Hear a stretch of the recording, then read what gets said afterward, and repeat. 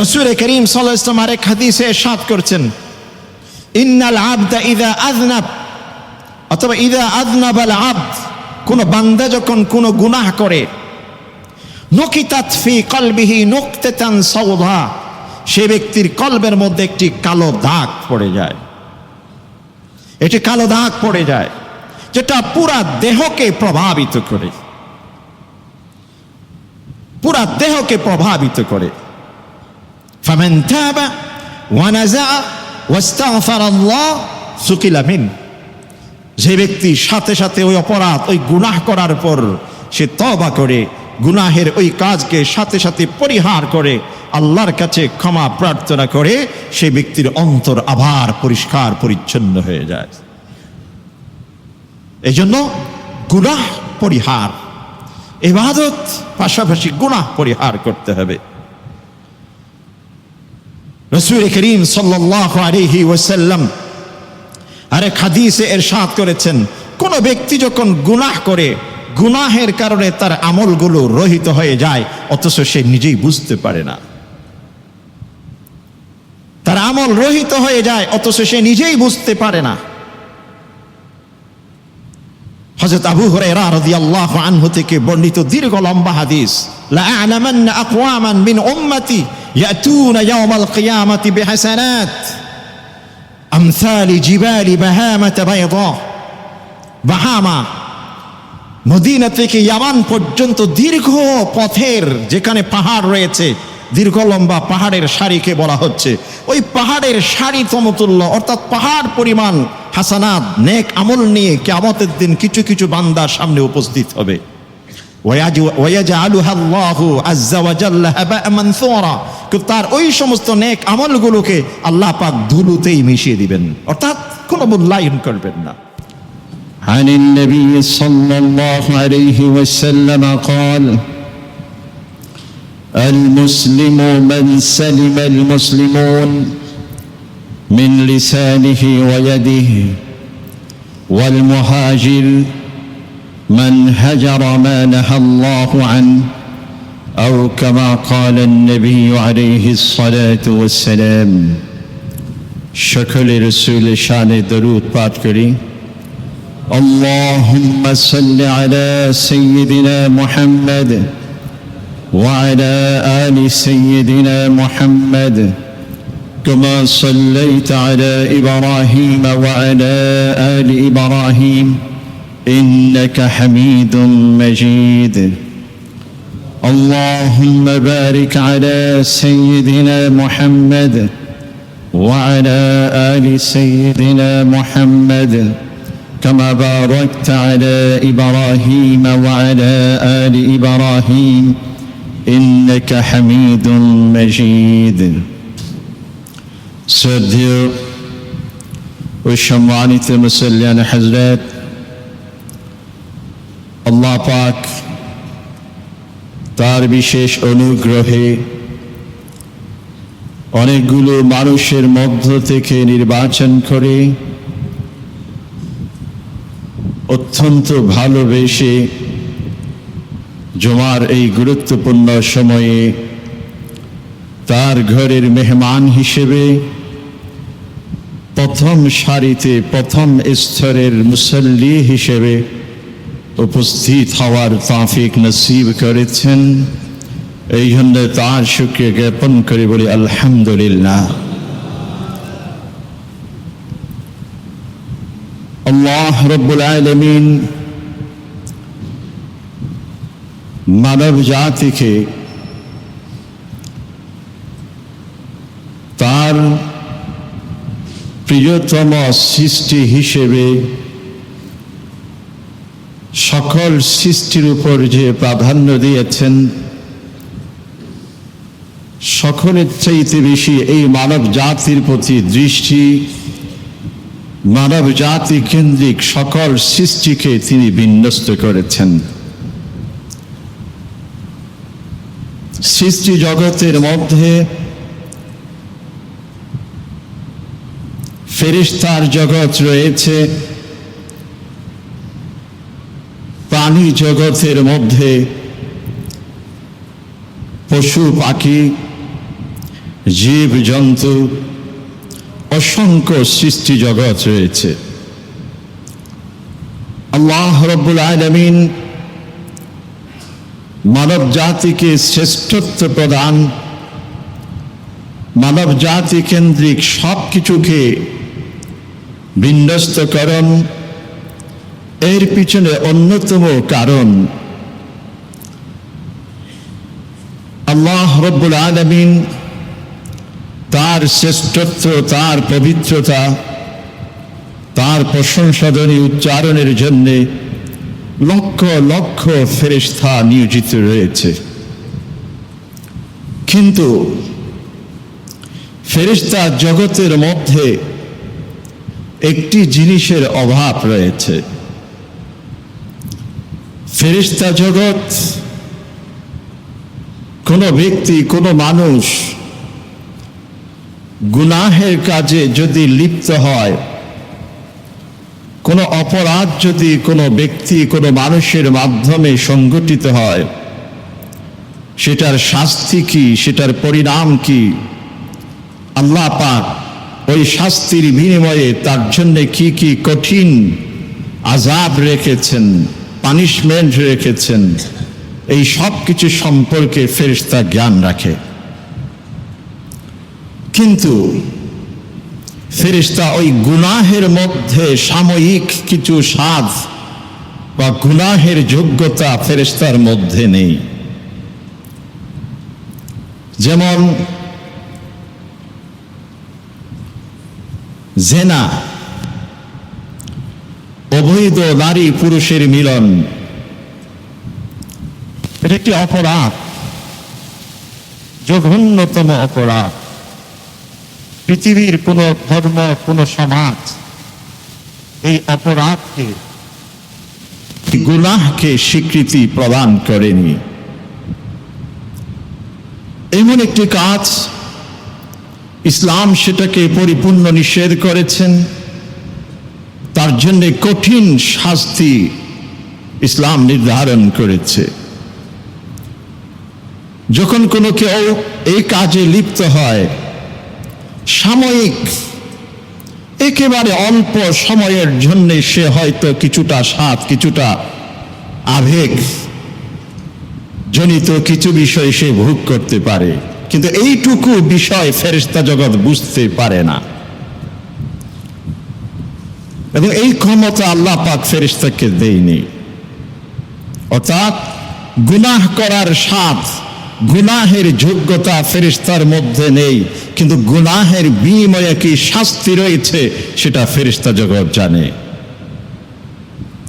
আবার অন্যদিকে প্রাণী জগৎ, পশু পাখি, জীব জন্তু সব কিছু গুনাহ সম্পর্কে তাদের যোগ্যতা আছে, গুনাহ তারা করে, গুনাহের স্বাদও বুঝে, কিন্তু মানুষ ব্যতীত অন্যান্য প্রাণী জগৎ গুনাহের বিপরীতে যে একটি পানিশমেন্ট, শাস্তি রয়েছে, এই জ্ঞান তাদের মধ্যে নেই।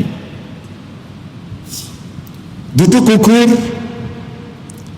পরস্পর ঝগড়া করে ছোট্ট একটি হাড্ডির জন্যে, ছোট্ট একটি গোস্তের টুকরোর জন্যে দুটো কুকুর পরস্পর ঝগড়া করে, কামড়াকামড়ি করে, এই যোগ্যতা তাদের মধ্যে আছে, এটার স্বাদও তারা বুঝে, কিন্তু এর বিপরীতে কি পানিশমেন্ট, কি শাস্তি, এই জ্ঞান সেই দুটো কুকুরের নাই।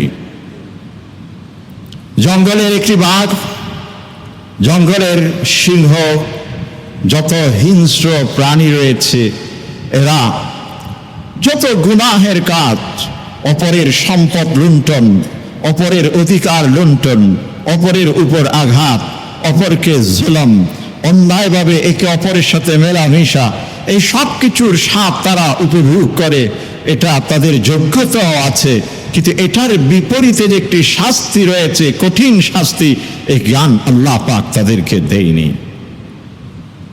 এবং এই দুটো শ্রেণীর সৃষ্টি জগৎকে, ফেরেশতা জগৎ এবং প্রাণী জগৎ, একটি জগৎকে শাস্তির জ্ঞান দিয়েছেন কিন্তু ওই স্বাদটুকু দেয়নি, আরেকটি প্রাণীর জগৎকে শাস্তির জ্ঞান দেয়নি কিন্তু স্বাদ দিয়েছেন, সেটাতে অহরহ সে লিপ্ত রয়েছে। দুটোকে পাশাপাশি রেখে মানব জাতিকে শিক্ষা আল্লাহ পাক দিয়েছেন।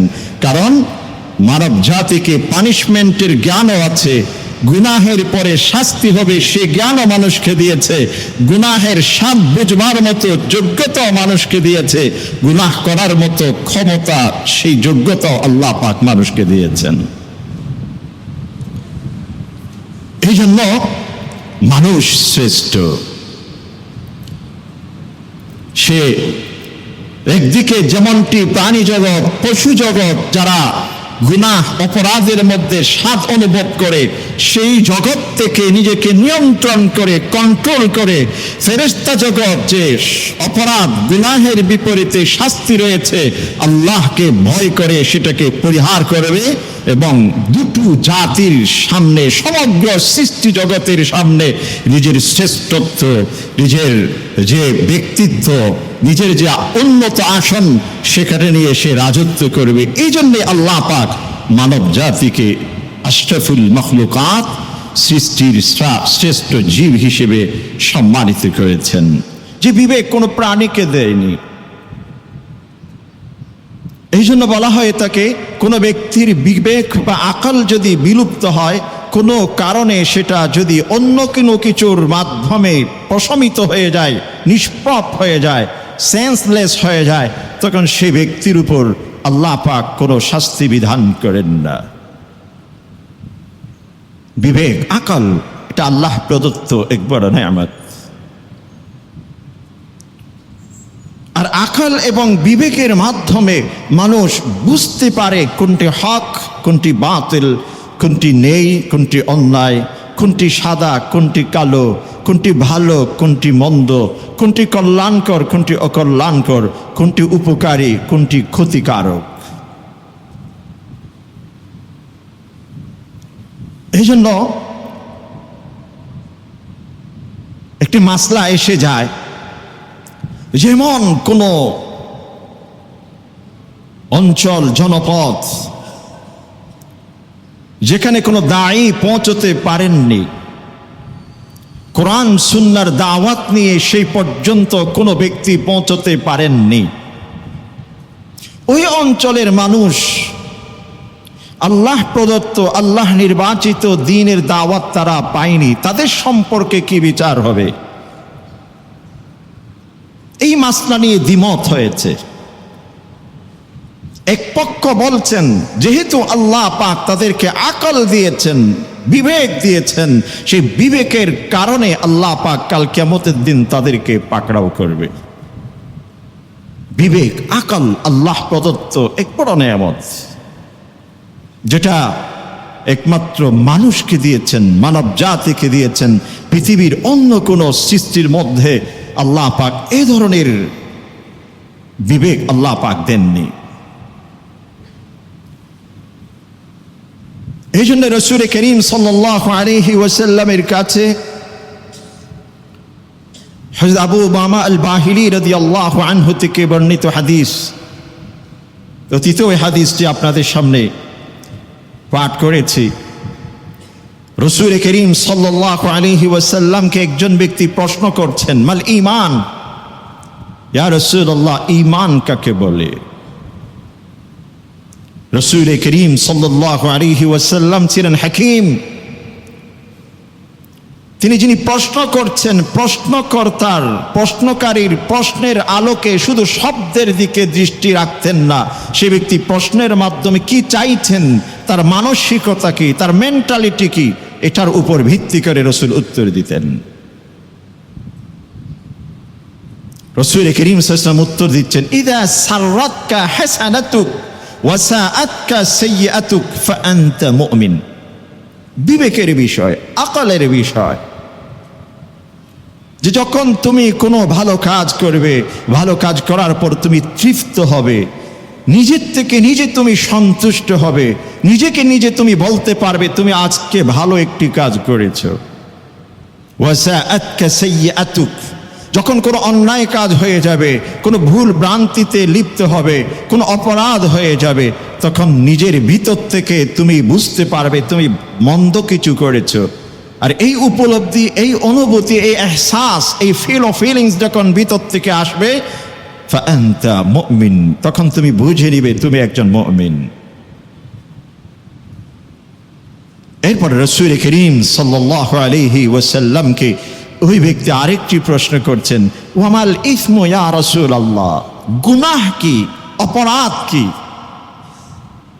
রাসূল করিম সাল্লাল্লাহু আলাইহি ওয়াসাল্লাম উত্তর দিচ্ছেন, ইযা হাকা ফি নাফসিকা শাইউন ফাদাহু, যখন কোনো কাজ তুমি করতে যাবে অতঃপর তোমার বিবেক যদি পরিপূর্ণরূপে শতভাগ তোমাকে সাপোর্ট না দেয়, ততক্ষণ পর্যন্ত তুমি সে কাজ করবে না, সেটা পরিহার করো। ইদা হাকা ফি নাফসিক, তোমার অন্তর যদি দুদুল্যমান, করতেও পারো নাও করতে পারো, করলে এমন হতে পারে বিবেক যখন শতভাগ পরিপূর্ণ তোমাকে সাপোর্ট দিবে না, সম্মতি জ্ঞাপন করবে না, ততক্ষণ পর্যন্ত তুমি সে কাজ করবে না, সেটা পরিহার করো। দেখুন, রসুলকে প্রশ্ন করেছেন গুনাহ কি। রসুল সেখানে হাতের আঙ্গুলে গনে গনে এক একটা গুনাহ বলতে পারতেন। জেনা করা গুনাহ, রেবা সুদ খাওয়া গুনাহ, আল কিব মিথ্যা বলা গুনাহ, আল হেরস লোভ লালসা এটা অপরাধ। এভাবে রাসূলুল্লাহ সাল্লাল্লাহু আলাইহি ওয়াসাল্লাম এক একটি গুনাহকে গণনা করে তার সামনে উপস্থাপন করতে পারতেন, কিন্তু রসুল উত্তর দিচ্ছেন, ইদা হাকা ফি নাফসিকা শাই ফাদাহু, বিবেক, আকল। কারণ রাসূল করিম সাল্লাল্লাহু আলাইহি ওয়াসাল্লাম হাকিম, তিনি সকল প্রজ্ঞার অধিকারী হিসেবে আল্লাহ পাক পৃথিবীতে তাকে প্রেরণ করেছেন। এবং রাসূল জানেন একজন মুমিন, একজন পরিপূর্ণ বিবেকবান মানুষ, সে ব্যক্তি কখনো গুনাহকে সাপোর্ট করতে পারে না। এজন্য যে কোনো অপরাধী ব্যক্তি, যে কোনো গুনাহগার ব্যক্তি, যে কোনো অন্যায়কারী ব্যক্তি সর্বপ্রথম সে নিজের কাছে অপরাধী। কারণ তার বিবেক বলবে, তাকে বারবার তাড়া দিবে, তাকে বারবার আঘাত করবে, তাকে বারবার ধিক্কার দিবে, তুমি একই করলে। আর যদি এইটুকু অনুভূতি, এইটুকু উপলব্ধি কোনো ব্যক্তির মধ্যে না থাকে, রাসূল করিম সাল্লাল্লাহু আলাইহি ওয়াসাল্লাম বলছেন, ইযা ফাতাকাল হায়া ফাফআল মা শি'তা, তোমার যদি ওই সেন্স, ওই উপলব্ধি, ওই অনুভূতি, ওই লজ্জাবোধ তোমার ভিতর থেকে বিলুপ্ত হয়ে যায়, তাহলে তুমি যেমন মন চায় তেমন তুমি করতে পারো। তুমি আর পশুর মধ্যে, তুমি আর ওই জঙ্গলের বিবেকহীন প্রাণীর মধ্যে তেমন কোনো পার্থক্য নেই। তুমি তাদের মতো যেমন মন চায় তেমন করতে পারো। গত সপ্তাহে একটি বিষয় টাচ করেছিলাম যে আমরা নফল ইবাদাতের প্রতি যতটুকু প্রতিযোগিতা করি, যতটুকু আমরা কে কার থেকে বেশি করতে পারবো এমন এক আমাদের মধ্যে আবেগ কাজ করে, অনুপ্রেরণা কাজ করে, তার চাইতেও বেশি গুরুত্বপূর্ণ হলো গুনাহ থেকে বাঁচার প্রতিযোগিতা, গুনাহ পরিহার করা। আর এই গুনাহ থেকে বাঁচা, গুনাহ পরিহার করা, এটার মাধ্যমেই মানব জাতির শ্রেষ্ঠত্ব প্রমাণিত হয়। এটার মাধ্যমে মানব জাতিতে আশরাফুল মাখলুকাত, আল্লাহ পাকের শ্রেষ্ঠতম জীব, এটা প্রমাণিত হয় গুনাহ পরিহারের মাধ্যমে। আর যে ব্যক্তি গুনাহে লিপ্ত হয়, কখনো লিপ্ত হয়ে গেছেন জেনে শুনে বা না জেনে, অন্য কোনো কিছুর প্ররোচনায় প্রলুব্ধ হয়ে যদি গুনাহে লিপ্ত হয়ে যায়, আল্লাহ পাক বলছেন তুমি তাৎক্ষণিক তওবা করো। লা তাকনাতু মির রাহমাতিল্লাহ, আমি তোমাকে ওই অপরাধী হিসেবে ছেড়ে দিব না, তোমার জন্য উন্মুক্ত রয়েছে আমার রহমতের দরজা, তুমি তওবা করো, আমার কাছে ফিরে আসো। ইন্নাহু ইয়াগফিরুয যুনুবা জামিআ ইন্নাহু হুয়াল গফুরুর রহিম। আল্লাহ পাক আসমান থেকে জমিন পর্যন্ত অপরাধকে ক্ষমা করেন, তিনি হচ্ছেন গফুর, তিনি রহিম। এজন্য ইবনে আব্বাস রাদিয়াল্লাহু আনহু থেকে বর্ণিত, তিনি বলছেন কোন ব্যক্তি যখন কোনো ভালো কাজ করে, কোনো নেক আমল করে, কোনো ইবাদত করে, সে ব্যক্তির জন্য 5টি পুরস্কার রয়েছে তাৎক্ষণিক। ইন্নালিল হাসানা নূরুন ফিল কলব, তার অন্তর আলোকিত হবে। ওয়া দিয়াউন ফিল ওয়াজহ, তার চেহারার মধ্যে এক ধরনের রৌনক, এক ধরনের নূর দেখা যাবে। কোন ব্যক্তি নামাজ পড়ে, সে ব্যক্তি নামাজের মাধ্যমে অন্তর আলোকিত হবে। যে কোনো কিছু তার কাছে স্পষ্ট মনে হবে, বোঝা মনে হবে না, সহজ মনে হবে। তার চেহারা চাকচিক্যময় এক রূপ তার মধ্যে দেখা দিবে। মানুষ যখন তার সাথে মিলবে, তার সাথে কথা বলতে মন চাইবে। ওয়া দিয়াউন ফিল ওয়াজহ ওয়া কুওয়াতুন ফিল বাদন, শারীরিক দৃষ্টিকোণ থেকে সে শক্তি অর্জন করবে। একই সাথে ওয়া জিয়াদাতুন ফির রিজক, আল্লাহ পাক সেই ব্যক্তির রিজিকে বৃদ্ধি করে দিবেন। এবং সর্বশেষ গুরুত্বপূর্ণ, অত্যন্ত গুরুত্বপূর্ণ, ওয়া মুহাব্বাতুন ফি কুলুবিল খালক, সকল মানুষের অন্তরে সেই ব্যক্তির জন্য আল্লাহ পাক কুদরতিভাবে মহাব্বত সৃষ্টি করে দিবেন। কয়টি পুরস্কার? 5টি। অন্তর আলোকিত, চাকচিক্যময় চেহারা, শারীরিক দৃষ্টিকোণ থেকে আলাদা শক্তি, রিজিকে বারকাত, এবং 5 নম্বর, মানুষের অন্তরে ওই ব্যক্তির জন্য আল্লাহ পাক মহাব্বত, ভালোবাসা সৃষ্টি করে দিবেন। ঠিক তেমনি ভাবে কোনো ব্যক্তি যদি গুনাহ করে, অপরাধ করে, অন্যায় করে, সেই ব্যক্তির জন্য 5টি অপরাধ তাৎক্ষণিক, 5টি শাস্তি রয়েছে। 1 নম্বর, যুলমাতুন ফিল কলব, অন্তর অন্ধকার হয়ে যাবে। অন্তর অন্ধকার হয়ে যাওয়ার অর্থ হলো এই, আমরা ঠিক এই ঘরে, এই মসজিদের এই ফ্লোরের মধ্যে আমরা সকলে অবস্থান করছি, হঠাৎ যদি মুহূর্তের মধ্যে সূর্য নিভে যায়, সূর্যের আলো যদি আমাদের থেকে উঠে যায়, আমরা সামনে পাশাপাশি কেউ কাউকে দেখব না।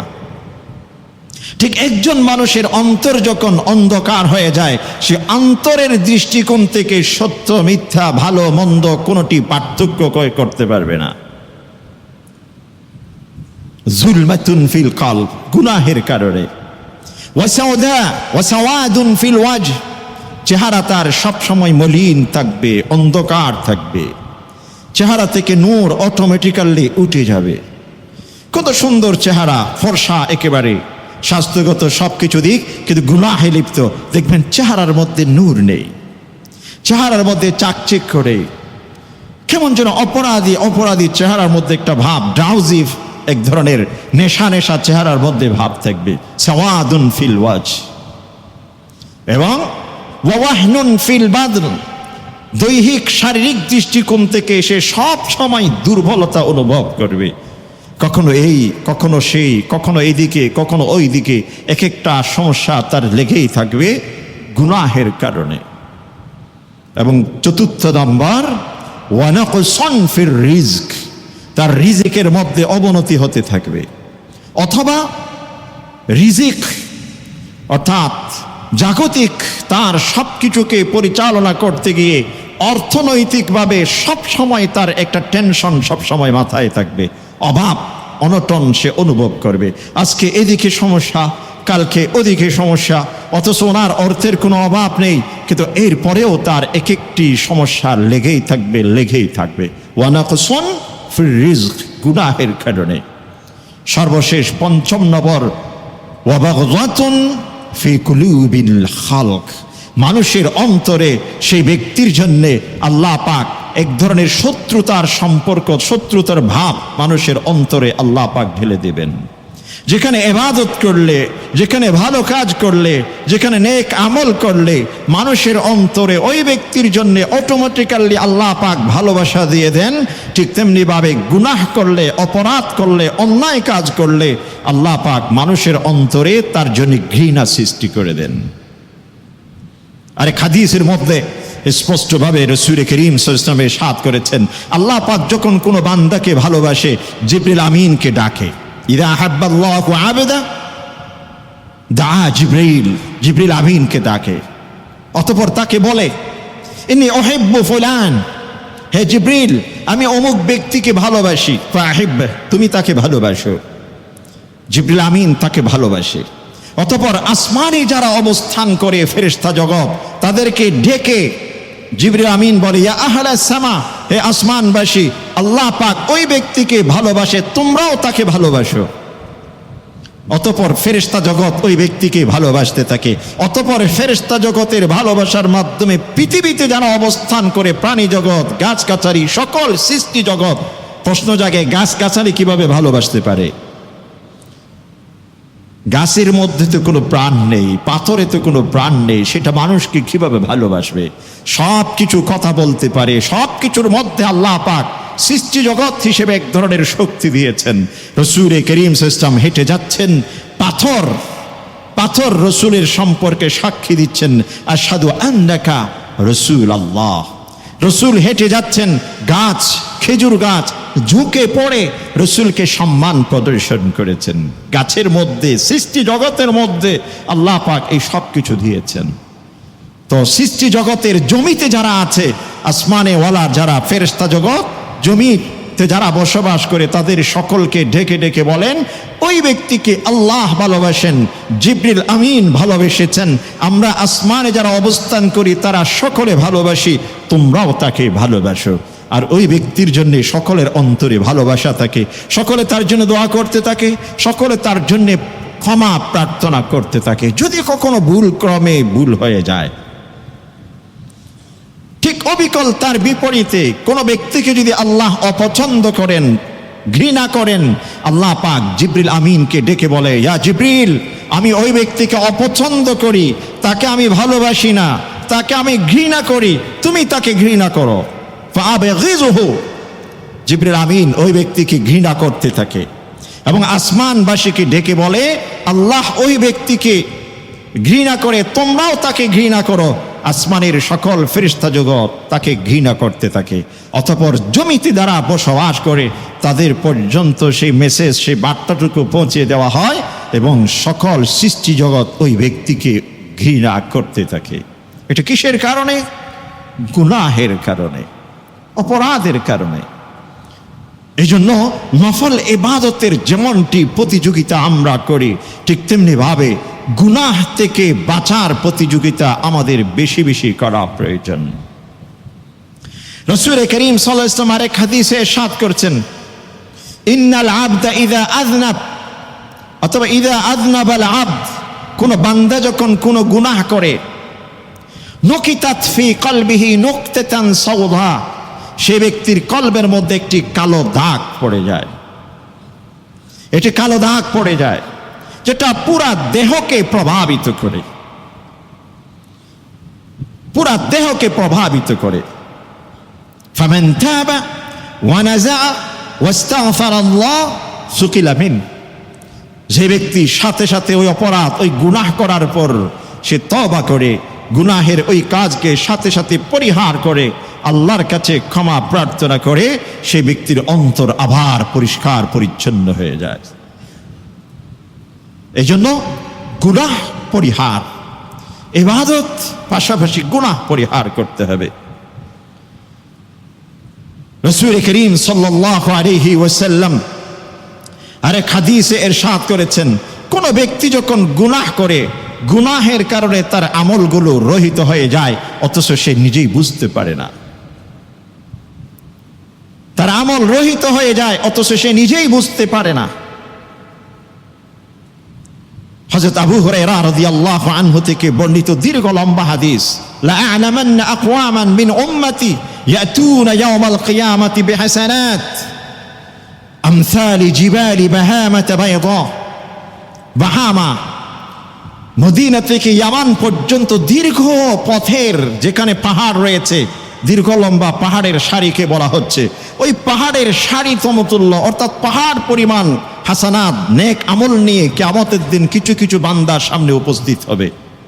ওয়ায়াজআলুহা আল্লাহু আযজা ওয়া জাল্লা হাবা'আ মানসুরা, তার ওই সমস্ত নেক আমলগুলোকে আল্লাহ পাক ধুলোতেই মিশিয়ে দিবেন, অর্থাৎ কোনো মূল্যায়ন করবেন না, এটার কোনো দাম নেই, এটাকে ওজন করা হবে না। রাসূল করিম সাল্লাল্লাহু আলাইহি ওয়াসাল্লামকে সাহাবায়ে কেরাম জিজ্ঞাসা করলেন, ইয়া রাসূলুল্লাহ সিফহুম লানা, এগুলো এরা কারা, তাদের বৈশিষ্ট্য কি আমাদেরকে একটু স্পষ্ট করে দিন। হাত্তা আল্লা নাকুনা মিনহুম ওয়া নাহনু লা না'লাম, আমরা অজান্তে যেন তাদের অন্তর্ভুক্ত হয়ে না পড়ি।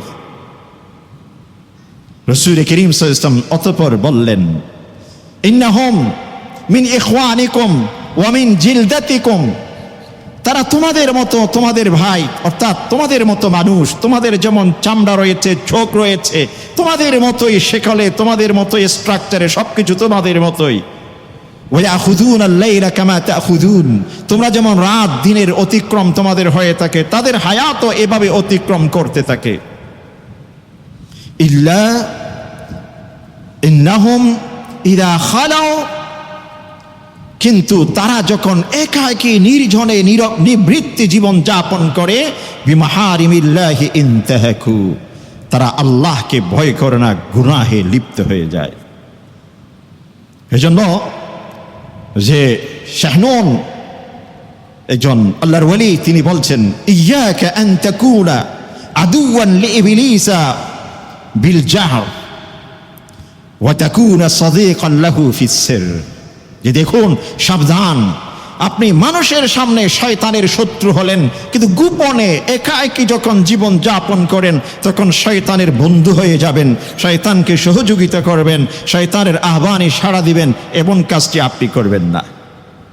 অর্থাৎ বাহ্যিক দৃষ্টিকোণ থেকে মানুষের সামনে লোকালয়ে যেমনটি আমি স্বচ্ছ পরিচ্ছন্ন, গুনাহ থেকে মুক্ত, শয়তানকে, শয়তানি কাজকে আমি ঘৃণা করি, পরিহার করি, একাকী নীরবে যখন জীবন যাপন করব, যেখানে পৃথিবীর কোনো কেউ আমাকে দেখতে পাচ্ছেন না, সেখানেও কিন্তু আমি সমস্ত গুনাহ পরিহার করব, শয়তানকে শত্রু হিসেবে জানব, শয়তানের কোনো প্রকারের আহ্বানে আমি সাড়া দিব না।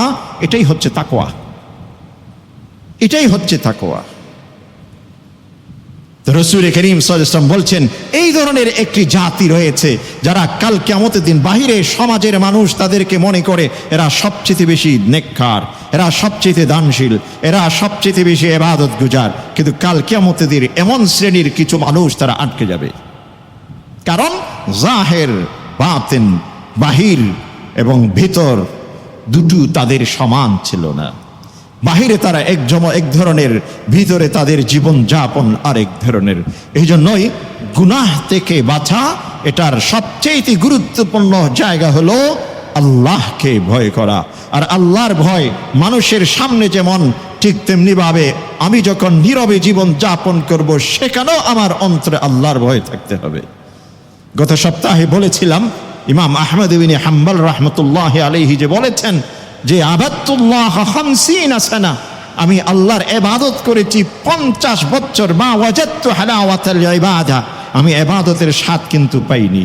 হাত্তা তারাকতু সালাসাতা আশিয়া, শেষ পর্যন্ত 3 শ্রেণীর জিনিসকে, অভ্যাসকে পরিহার করেছি, অতঃপর ইবাদতের স্বাদ আমি পেয়েছি।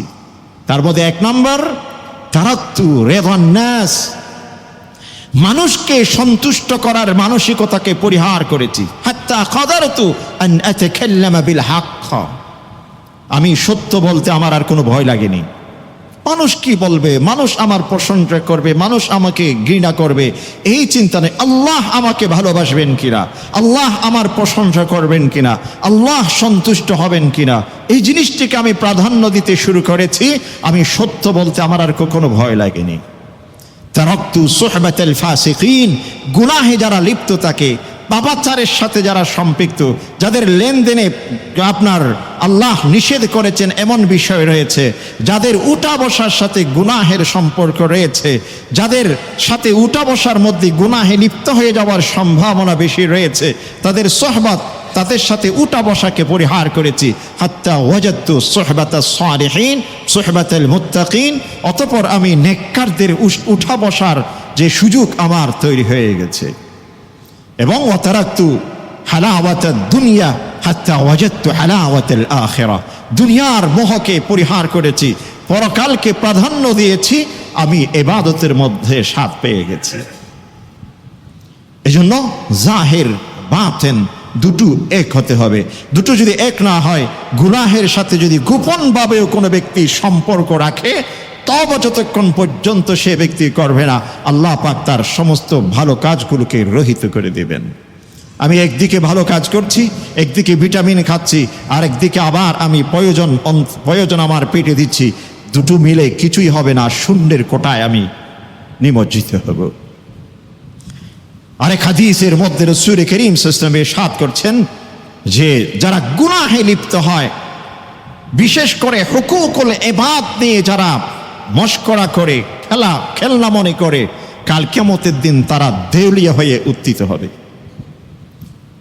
কাল কিয়ামতের দিন তারা দেউলিয়া হয়ে উত্থিত হবে। রাসূল করিম সাল্লাল্লাহু আলাইহি ওয়াসাল্লাম ইরশাদ করছেন, সাহাবাদেরকে জিজ্ঞাসা করছেন, হাল আরাআইতুম আল মুফলিস, তোমরা কি কখনো ফকিরকে দেখেছো, নিঃস্ব কোনো ব্যক্তিকে দেখেছো? সাহাবায়ে কেরাম বলছেন, ইয়া রাসূলুল্লাহ, আমরা দেখেছি সেরকম। মান লা দিরহাম লা ওয়ালা মাতা, যে ব্যক্তির হাতে কোনো অর্থ, কোনো দিনার দিরহাম, কোনো সহায় সম্পদ নেই, ওই ব্যক্তিকেই তো মুফলিস বলে, নিঃস্ব বলে। রাসূল করিম সাল্লাল্লাহু আলাইহি ওয়াসাল্লাম বলছেন, না, এর বাহিরে একটি মুফলিস আছে, গরিব, একেবারে শূন্য হাতের কিছু লোক আছে। বলছি কারা? বলছে কাল কিয়ামতের দিন ইয়াতুন না ইয়াউমাল কিয়ামা বিসালাতিন বিসিয়ামিন বিযাকাতিন বিনওয়াফিল বিসাদাকাত বিনইনফাক ফি সাবিলিল্লাহ। কাল কিয়ামতের দিন কিছু মানুষ উঠবে, তাদের নামাজের বহর থাকবে, সিয়ামের বহর থাকবে, জাকাতের বহর থাকবে, নফল আমলের বহর থাকবে, এই সব কিছুকে নিয়ে এসে ভরপুর, আমলনামা ভরপুর। কিন্তু হঠাৎ একদিক থেকে একজন ব্যক্তি এসে বলবে, ইন্নাহু কদ শাতামানি, ওই ব্যক্তি আমাকে গালি দিয়েছিল ইয়া রব, তার হাসানাত থেকে কিছু দিয়ে দেওয়া হবে। আরেকজন এসে বলবে, ইন্নাহু কদ সাফাকা দামা আখি, আমার অমুক ভাইয়ের রক্তকে তিনি হালাল মনে করেছিলেন, তার সালাত থেকে কিছু দিয়ে দেওয়া হবে। আরেকজন এসে বলবে, কদ কাদাফানি, আমার সম্পর্কে মিথ্যা তিনি অপবাদ দিয়েছিলেন, তার সিয়াম থেকে দিয়ে দেওয়া হবে। এভাবে এক একজন আসতে থাকবে, তার সালাত শেষ হয়ে যাবে, তার সিয়ামের আমল শেষ হয়ে যাবে, জাকাতের আমল শেষ হয়ে যাবে, নফল ইবাদতের আমল শেষ হয়ে যাবে, দেবার মতো তার কাছে আর কোনো হাসানাত থাকবে না। মানুষ আসতে থাকবে, অভিযোগ নিয়ে আসতে থাকবে। যখন আসতে থাকবে, শেষ পর্যন্ত যেহেতু হাসানাত তার আমলনামাতে আর নেই, যেই ব্যক্তি আসবে সেই ব্যক্তির গুনাহ এই ব্যক্তির আমলনামায় ট্রান্সফার করা হবে। এভাবে হতে হতে যেই ব্যক্তির আমলনামা হাসানাতে নেক আমলে ভরপুর ছিল, সে ব্যক্তির আমলনামা গুনাহে অপরাধে ভরপুর হয়ে যাবে, শেষ পর্যন্ত সেই ব্যক্তি জাহান্নামে চলে যাবে। রাসূল করিম সাল্লাল্লাহু আলাইহি ওয়াসাল্লাম বলছেন, এই ব্যক্তির চাইতে গরিব, এই ব্যক্তির চাইতে অভাবী কাল কিয়ামতের দিন আরেকজন নেই। পিছনে কারণ গুনাহ। হুকুকুল ইবাদ, হুকুকুল ইবাদ, হুকুকুল ইবাদের মধ্যে সবচাইতে গুরুত্বপূর্ণ হলো ইজ্জত এবং সম্মান। কোন ব্যক্তির ইজ্জত, কোন ব্যক্তির সম্মান হানি হয়, এমন কাজ যদি কোনো ব্যক্তি করে, কাল কিয়ামতের দিন সেই ব্যক্তিকে অবশ্যই তার সামনে তাকে দাঁড়াতে হবে। এই জন্য আমার কোনো উক্তি, আমার কোনো বক্তব্য, আমার কোনো মন্তব্য, আমার কোনো রিপোর্ট, আমার কোনো কিছুতে, আমার কোনো পরামর্শ, আমার কোনো ওপিনিয়ন, কোনো কিছুতে অপর কোনো ব্যক্তি সম্পর্কে তার ইজ্জত সংক্রান্ত যদি কোনো কিছু হয়ে থাকে, আমাকে সেই ব্যক্তির কাছে গিয়ে সাথে সাথে ক্ষমা চেয়ে নিতে হবে। পৃথিবীতে যদি আমি তার সাথে সবকিছু মীমাংসা করে নিতে পারি, কাল কিয়ামতের দিন আমার আমলনামা থেকে হাসানাত ট্রান্সফার করার সেই যে বিষয় সম্মুখীন আমাকে আর হতে হবে না। এই জন্যই গুনাহ পরিহার করতে হবে, গুনাহকে ভয় করতে হবে।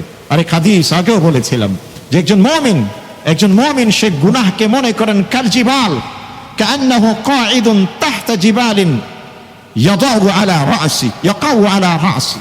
একজন মুমিন, একজন মুত্তাকি গুনাহকে মনে করে যেন তার মাথার উপরে একটি পাহাড় রয়েছে, যে কোনো মুহূর্তে সেটা তার মাথার মধ্যে পড়তে পারে এবং সতর্ক সে থাকবে। এটা হচ্ছে মুমিন। আরেকজন ফাজির, তার কাছে গুনাহ মনে হয় কোনো কিছুই নয়, নাকের সামনে একটি মশা বসে আছে, সেটা উড়ে চলে গেল, এটা যেমন মানুষের তেমন কোনো কিছু লাগে না, ওই ব্যক্তি গুনাহ করলেও তার কাছে তেমন কোনো কিছু মনে হয় না, কোনো কিছু মনে হয় না। এই জন্য গুনাহ পরিহার করতে হবে। গুনাহের মাধ্যমে আল্লাহ পাক মানুষকে জ্ঞান থেকে দূরে সরিয়ে নেয়। জ্ঞান একটি আল্লাহ প্রদত্ত নেয়ামত। জ্ঞান অর্জনের সময়সীমা জন্মের পর থেকে মৃত্যুর আগ পর্যন্ত। কেন বলছি?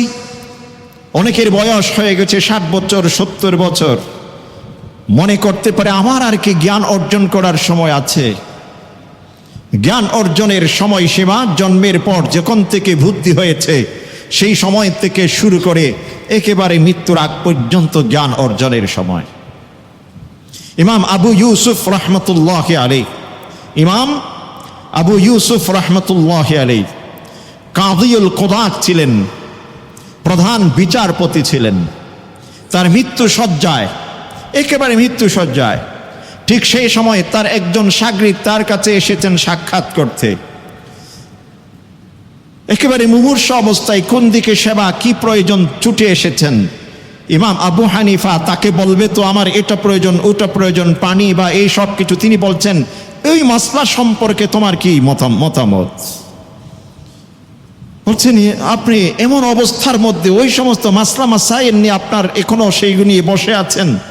ইমাম আবু হানিফা রহমতুল্লাহ আলাইহি বলছেন তো যদি একটি মাসলা আমি সমাধান করে যেতে পারি, পৃথিবীর হাজারো লোক, লক্ষ লক্ষ মানুষ মুক্তি পাবে, নাজাত পাবে, আমলের মাধ্যমে তাদের জীবন সংশোধন হবে। আমি একজনের জীবন হয়তো শেষ হয়ে গেল, লক্ষ লক্ষ মানুষ এখান থেকে উপকৃত হবে। এটাই হচ্ছে জ্ঞানের অন্বেষা, এটাই হচ্ছে জ্ঞান চর্চা। তো যে ব্যক্তি গুনাহে লিপ্ত হয় সে ব্যক্তি জ্ঞান থেকে বঞ্চিত হয়। জ্ঞানের অর্থ পাণ্ডিত্য নয়, পাণ্ডিত্য জ্ঞানের একটি পাঠ। আমরা যেটা সমাজের মধ্যে মাতবরি করার মতো কিছু কিছু কথা বলি না, বসে বসে শুধুমাত্র এই হয়েছে সেই হয়েছে, এটার নাম কিন্তু প্রকৃতপক্ষে জ্ঞান নয়। জ্ঞান আলাদা একটা জিনিস, জ্ঞান আলাদা একটা জিনিস। জ্ঞান হচ্ছে এক অনুভূতি, জ্ঞান হচ্ছে এক নূর, এটা আল্লাহ প্রদত্ত। ইমাম শাফিঈ রহমতুল্লাহ আলাইহি, ইমাম মালিক রহমতুল্লাহ আলাইহির ছাত্র, ইমাম মালিক রহমতুল্লাহ আলাইহির দর্শে ইমাম শাফিঈ রহমতুল্লাহ আলাইহি বসেছেন। চেহারার মধ্যে উজ্জ্বল চেহারা। ইমাম মালিক রহমতুল্লাহ দূর থেকে বুঝে ফেলেছেন ইনি যেন তেন ছাত্র নন, ভবিষ্যৎ অনেক কিছু হবে। ইমাম মালিক রহমতুল্লাহ আলাইহি তাকে সম্বোধন করে বলছেন ইন্নাল্লাহা ক্বাদ আওদা ফি কলবিকা নূরা। হে শাফিঈ মুহাম্মদ ইবনে ইদ্রিস, তোমার অন্তরে আল্লাহ পাক এক ধরনের নূর দিয়েছেন, অতএব তুমি সচেতনভাবে জীবন যাপন করবে। কখনো গুনাহের অন্ধকার এসে যেন তোমার কল্প থেকে ওই নূরকে মুছে না দেয়। অর্থাৎ তোমার অন্তরে আল্লাহ পাক জ্ঞানের নূর দিয়েছেন, ইলমের নূর দিয়েছেন, কখনো গুনাহ এসে যেন তোমার জ্ঞানকে অন্ধকারে পরিণত করে না দেয়। কারণ গুনাহের কারণে অন্তর যখন অন্ধকার হয়ে যায় মানুষ জ্ঞান শূন্য হয়ে যায়, জ্ঞান অর্জন করতে পারে না। এটা আমরা নিজে ব্যক্তিগতভাবে যেমনটি গুনাহ পরিহার করব, আমার ভবিষ্যৎ প্রজন্মকে আমি যদি তার মেধার দৃষ্টিকোণ থেকে, শিক্ষার দৃষ্টিকোণ থেকে, জ্ঞানের দৃষ্টিকোণ থেকে তাকে বড় কিছু স্বপ্ন দেখতে চাই, তাহলে অবশ্যই তাদেরকে সেই গুনাহের জগৎ থেকে দূরে সরিয়ে রাখতে হবে। এজন্য গুনাহের কারণে ইলম থেকে, জ্ঞান থেকে মানুষ বঞ্চিত হয়। রাসূল করিম সাল্লাল্লাহু আলাইহি ওয়াসাল্লাম আরেক হাদিসের মধ্যে ইরশাদ করেছেন, মানুষ যখন গুনাহ করে তখন তার রিজিক থেকে সে বঞ্চিত হয়। ইন্নাল আবদ ইযা আযনাব, যখন কোনো ব্যক্তি যখন গুনাহ করে, লা ইহরামার রাজুল বিযামবিহি তুসিবু, যে কোনো গুনাহে যখন লিপ্ত হয় তখন সেই ব্যক্তি আল্লাহর পক্ষ থেকে রিজিক থেকে বঞ্চিত হয়, রিজিক থেকে বঞ্চিত হয়। এই জন্য আমরা ইবাদতের জন্য যেমনটি প্রতিযোগিতা করব, গুনাহ পরিহার করতে আমাদের চেষ্টা করতে হবে। গুনাহ যখন কোনো ব্যক্তি করে, সেই ব্যক্তির গুনাহ, সেই ব্যক্তির জুলম, সেই ব্যক্তির মিথ্যা, সেই ব্যক্তির জেনা, সেই ব্যক্তির অন্যের সম্পদের উপর আঘাত, লুণ্ঠন, অন্যের অধিকারকে খনন, এই ধরনের যে কোনো অপরাধ যখন কোনো ব্যক্তি করে, ওই অপরাধের প্রভাবে প্রভাবিত হয় গাছ গাছালি, পশু পাখি পর্যন্ত প্রভাবিত হয়। হযরত আবু হুরায়রা রাদিয়াল্লাহু আনহুর সামনে একজন ব্যক্তি বলছেন যে ইন্নাল যালিম লা তাদুররুহু ইল্লা নাফসা, একজন ব্যক্তি যখন কাউকে জুলম করে তখন ওই ব্যক্তি নিজে ক্ষতিগ্রস্ত হয়। আবু হুরায়রা রাদিয়াল্লাহু আনহু বলছেন বালা, ঠিক আছে, কিন্তু এরপরও ওয়া ইন্নাল হুবারা, ওয়া ইন্নাল হুবারা ফি ওয়াকরিহিম হুজালান বিদুলমিজ জালিম। এমনকি একটা সারস পাখি পর্যন্ত তার বাসাতে জালেমের জুলুমের কারণে প্রভাবিত হয়। এবং কোনো ব্যক্তি যখন পৃথিবীতে গুনাহ করে, পৃথিবীর সৃষ্টি জগৎ, গাছগাছালি, পশু পাখি তার সম্পর্কে আল্লাহর কাছে বদদুয়া করতে থাকে, বদদুয়া করতে থাকে। তারা বলতে থাকে হাদা বিশমি মাসিয়াতি বনি আদম। পশু পাখি আল্লাহর কাছে বলতে থাকে এই গজব, পৃথিবীতে এই সব কিছু মানুষের গুনাহের কারণে। হযরত সুলাইমান আলাইহিস সালাম, সুলাইমান ইবনে দাউদ, হযরত সুলাইমান আলাইহিস সালাম হঠাৎ আল্লাহ পাক যাকে নবুয়ত দিয়েছিলেন, রাজত্ব দিয়েছিলেন, যাকে পশুর ভাষা বুঝবার মতো ক্ষমতা দিয়েছিলেন, যিনি বাতাসের ভাষা বুঝতে পারতেন। বাতাসের একটি ভাষা আছে, বাতাসের ভাষা বুঝতে পারতেন, আল্লাহ পাক সেই যোগ্যতা তাকে দিয়েছেন। সুলাইমান আলাইহিস সালামের সময় হঠাৎ বৃষ্টি বন্ধ হয়ে গেছে। যখন বৃষ্টি বন্ধ হয়ে গেছে তখন মানুষ ফসল ইত্যাদি কোনো কিছুই তারা করতে পারছেন না, চতুর্দিকে হাহাকার। সুলাইমান আলাইহিস সালাম নিজের দলবল কওম সবাইকে নিয়ে যে ঈদগাহের দিকে যাচ্ছেন যাতে করে সালাতুল ইস্তিসকা পড়তে পারে, বৃষ্টির জন্য নামাজ পড়বে। যাওয়ার পথে হঠাৎ করে একটি পিঁপড়া আল্লাহর কাছে হাত তুলে মুনাজাত করছেন। পিঁপড়ার ভাষা বুঝতেন সুলাইমান আলাইহিস সালাম।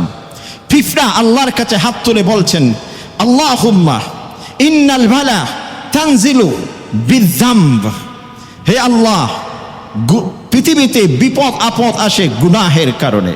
ওয়া তারফাউ বিত্তাওবাহ, তওবার কারণে আল্লাহ আপনি এই বিপদকে তুলে নেন। ওয়া হাযিহি আইদিনা মারফুআতুন ইলাইক। একটা পিঁপড়া, ছোট্ট পিঁপড়া আল্লাহর কাছে বলছেন আমার এই হাতগুলো আপনার কাছে তুলছি ইয়া রব। আল্লাহুম্মা আরহামনা ওয়ালা তুআযযিবনা ওয়ালা তুহলিকনা বিযুনুবি বনি আদম। বৃষ্টি থেমে গেছে, পিঁপড়া আল্লাহর কাছে বদদুয়া করছেন হে আল্লাহ, পৃথিবীতে বিপদ আসে মানুষের গুনাহের কারণে, আর বিপদ উঠে যায় মানুষ যখন তওবা করে। হে আল্লাহ, আমি পিঁপড়া হিসেবে, নগণ্য সৃষ্টি হিসেবে আপনার কাছে হাত তুলেছি। হাত বলতে পিঁপড়ার হাত আছে তা নয়, আল্লাহর কাছে সাহায্যের জন্য চাওয়া। এবং আপনি আমাদের উপর অনুগ্রহ পরায়ণ হন। বনি আদম, মানব জাতি যে গুনাহ করেছে এটার কারণে আমাদের মতো সৃষ্টি জগৎকে আপনি ধ্বংস করে দিয়েন না। সুলাইমান আলাইহিস সালাম শুনে ফেলেছেন। সুলাইমান আলাইহিস সালাম ওই পিঁপড়ার ভাষা শুনে ফেলেছেন, শুনে বুঝেছেন। অতঃপর নিজের কওমকে বলছেন ইরজিউ, তোমরা ফিরে যাও, সালাতুল ইস্তিসকা আর পড়া লাগবে না। ইন্নাকুম কুফিতুম, এটাই তোমাদের জন্য যথেষ্ট। ও সুকিতুম, আল্লাহ পাক এই পিঁপড়ার দোয়ার বদৌলতে আসমান থেকে বৃষ্টি বর্ষণ করবে। ওয়া তারফাউল বালা বিদুআই হাযিহিন নামলা। একটা পিঁপড়া আল্লাহর কাছে দোয়া করেছেন, এই দোয়াই যথেষ্ট, তোমাদের আর সালাতুল ইস্তিসকা পড়া লাগবে না, তোমরা ফিরে যাও। কিছুক্ষণ পর সাথে সাথে বৃষ্টি নেমে এসেছে। তাহলে কি বোঝা গেল? কোন ব্যক্তি যখন গুনাহ করে, ছোট্ট পিঁপড়া সে ব্যক্তির জন্য বদদুয়া করতে থাকে, বদদুয়া করতে থাকে আল্লাহুম্মা লা তুআযযিবনা বিযুনুবি বনি আদম। যেই বনি আদমকে ওয়ালাকাদ কাররামনা বনি আদম, আল্লাহ বলছেন আমি মানব জাতিকে সকল সৃষ্টির উপর সম্মাননা দিয়েছি। এমন সৃষ্টির সেরা জীবের উপর বদদুয়া করে ছোট্ট একটি পিঁপড়া পর্যন্ত গুনাহের কারণে, অপরাধের কারণে, ভুলের কারণে। এই জন্য গুনাহকে ভয় পেতে হবে, গুনাহ থেকে মুক্ত থাকতে চেষ্টা করতে হবে। শুধু তা নয়, আল্লাহ পাক কোরআনে কারীমের মধ্যে বলছেন আল্লাযীনা ইয়াহমিলুনাল আরশ ওয়া মান হাওলা ইউসাব্বিহুনা বিহামদিহি ওয়া ইউমিনুনা বিহি ওয়া ইস্তাগফিরুনা লিল্লাযীনা আমানু রাব্বানা ওয়াসি'তা কুল্লা শাইইন রাহমাতান ওয়া ইলমা ফাগফির লিল্লাযীনা তাবু ওয়াত্তাবাউ সাবিলিক ওয়া কিহিম আযাবাল জাহিম। ফেরেশতা জগৎ, রাসূল সকল মুমিনের জন্য দোয়া করে। আল্লাহ পাক ফেরেশতাদেরকে নির্দেশ দিয়েছেন তোমরা মুমিনের জন্য দোয়া করবে। রাসূলদেরকে নির্দেশ দিয়েছেন তাদের কওমের জন্য, উম্মতের জন্য দোয়া করে। কিন্তু যখন কোনো ব্যক্তি গুনাহে লিপ্ত হয়, কোনো সমাজ যখন গুনাহে লিপ্ত হয়, আল্লাহর রাসূলের সেই দোয়া তাদের থেকে উঠে যায়। ফেরেশতারা তাদের জন্য যে দোয়া করে সেই দোয়া থেকে তারা দূরে সরে যায়। তার মানে যেই ফেরেশতাকে আল্লাহ পাক মানব জাতির জন্য গুনাহ ক্ষমার প্রার্থনায় নিয়োজিত রেখেছেন, গুনাহের কারণে তাদের থেকে ফেরেশতা দূরে সরে যায়। এভাবে কোনো ব্যক্তি কোনো জাতি যখন গুনাহে লিপ্ত হয় তখন সৃষ্টি জগতের সব কিছুর তারা শত্রুতে পরিণত হয়। এই জন্যই বলা হয়েছে ওয়া ইন্নাল বাহাইম তালআনু আলা বনি আদম বিমাসিয়াতিহি ওয়া বিযুনুব, যে সকল বাহাইম সকল চতুষ্পদ জন্তু মানুষের উপর অভিশাপ কামনা করে যখন তারা গুনাহে লিপ্ত হয়। রাসূল করিম সাল্লাল্লাহু আলাইহি ওয়াসাল্লাম আরেক হাদিসের মধ্যে ইরশাদ করেছেন যে যখন কোনো জাতি যাকাত দিতে তারা জাকাত দেওয়া বন্ধ করে দেয় তখন মুনি আল কাতরু মিনাস সামা, আসমান থেকে বৃষ্টির পানি বন্ধ হয়ে যায়। এরপর বলছেন লাউলাল বাহায়েম, যদি চতুষ্পদ প্রাণী গাছগাছালি সবকিছু না থাকতো মা অন্তিরু, সেখানে কখনো বৃষ্টির ফোঁটা আসতো না। আজকে যে আমরা বৃষ্টির পানি পাচ্ছি, আজকে যে আমরা পরিবেশ পাচ্ছি, আজকে যে আমরা অনেক কিছু আল্লাহর নিয়ামত পেয়ে যাচ্ছি, এই সব কিছু শুধুমাত্র আমার কারণে পাচ্ছি তা নয়, বরঞ্চ যেটা সুন্দর সুস্থভাবে সময় মতো পাওয়ার কথা ছিল সেটা আমার গুনাহের কারণে ব্যতিক্রমী হয়ে, বিপদ হয়ে, আপদ হয়ে, মুসিবত হয়ে আমাদের মাঝে উপস্থিত হচ্ছে। আর পশু পাখি সৃষ্টি জগতের অন্য কিছুর কারণে আল্লাহ পাক ওই সব কিছু এখনো পর্যন্ত চালু রেখেছেন। এজন্যই যে বিষয়টি আপনাদের দৃষ্টি আকর্ষণ করব সেটা হলো আমাদের প্রত্যেককেই আত্মসমালোচনা প্রয়োজন। গুনাহ থেকে বাঁচার উপায় আল্লাহর রহমত থেকে কখনো নিরাশ না হওয়া, আত্মসমালোচনা করা, আল্লাহ ওয়ালাদের সাথে উঠা বসা করা, ভালো লোকের সাথে চলাফেরা করা, গুনাহ যখন হয়ে যাবে তাৎক্ষণিক তওবা করা। গুনাহ যদি হয়ে যায় কখনো গুনাহ করার পর সেটা অন্যের সামনে প্রকাশ না করে একান্তভাবে আল্লাহর কাছে চেয়ে গুনাহ ক্ষমা করে নেওয়া। অনেকে আছে গুনাহ করে সেটার উপর অহংকার প্রকাশ করে, দিনে গুনাহ করে রাতে বন্ধু বান্ধবের সাথে উৎসব করে, রাতে গুনাহ করে দিনে বন্ধু বান্ধবের সাথে উৎসব করে, দেখেছো আমি এই কাজ করেছি, এটা করতে পেরেছি, এমন উৎসব করে। আল্লাহ পাক তার ওই গুনাহকে রেজিস্ট্রি করে ফেলে। যখন গুনাহ রেজিস্ট্রি হয়ে যায় তখন সে ব্যক্তি আল্লাহর কাছে যদি ক্ষমাও চায় তখন সেই ব্যক্তিকে ক্ষমা করা কঠিন হয়ে যায়। আল্লাহ বলবেন, তুমি যখন গোপনে গুনাহ করেছিলে আমার কাছে ক্ষমা করার একটা সুযোগ ছিল, কিন্তু তুমি যে অনেকগুলো মানুষকে সাক্ষী বানিয়ে ফেলেছো, এখন যদি আমি তোমার সঠিক বিচার না করি তাহলে কিন্তু আমি তাদের কাছে অপরাধী হয়ে যাব। আল্লাহ পাক ওই সাক্ষীদের উপর সেটা ছেড়ে দেয়। এজন্য গুনাহ করার পর গোপনে যত গোপনে পারা যায় আল্লাহর কাছে ক্ষমা চেয়ে নেওয়া। আর যদি কোনো ব্যক্তির কোনো কিছু হক, কোনো অধিকার, কোনো সম্পদ, কোনো ইজ্জত, কোনো অধিকার, কোনো কিছু আমার মাধ্যমে হনন হয়েছে, সে ব্যক্তির কাছে গিয়ে সাথে সাথে ক্ষমা চেয়ে দিতে হবে। আমি যদি লক্ষ বার হজ করেছি, একজন ব্যক্তির হক আমার উপর রয়ে গেছে, আমার ওই হজের মাধ্যমে ওই অধিকার কখনো ক্ষমা হবে না যতক্ষণ পর্যন্ত না ওই ব্যক্তি আমাকে ক্ষমা করবেন না।